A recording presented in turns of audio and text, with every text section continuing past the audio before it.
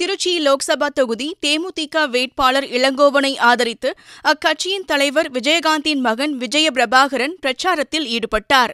அவர் பேசுகையில், என் அப்பாவை சீண்டியதின் விளைவுதான் தூங்கிக் கொண்டிருந்த துரைமுருகன் வீட்டிலிருந்து கொத்து கொத்தாக பண மூடைகள் பறிமுதல் செய்யப்பட்டது என்றார்.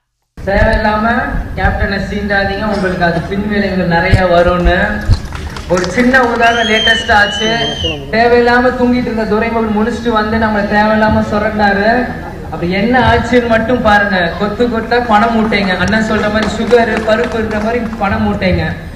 ஸ்டாலின் ஏதோ ஒரு 2 வாரத்துக்கு முன்னாடி சொன்னாரு, அடியில கனம் இல்ல வழியில பயம். இது கேப்டனுக்கு சொன்னா பொருந்தும். உடம்பே கனத்தோட நடந்த எப்படி வழியில பயம் இல்லாம இருக்கும் உங்களுக்கு? கொல்ல பண மூட்டைகளா கட்டி வச்சா நீங்க எப்படி என்னமோ தேர்தலில் வந்து நாங்க நியாயமா சந்திக்கணும் எப்படி சொல்றீங்க?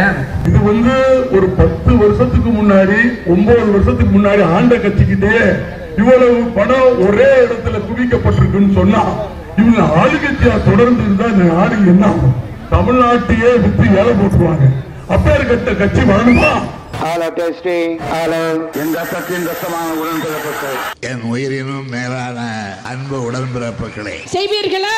நீங்கள் செய்வீர்களா? அத்தனை கட்சி கூவி கூவி அழைச்சு இன்னைக்கு கூட்டணி சேர்த்திட்டு இருக்கிறாங்க. யுத்தம் செய்ய மாட்டேன்னு போயிட்டேன்னு சொன்னா உன்னை கோவலைன்னு சொல்லுவாங்க.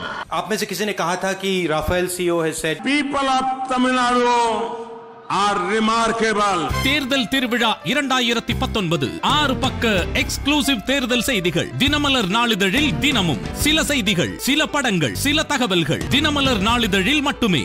தினமலர், உண்மையின் உரைக்கல்.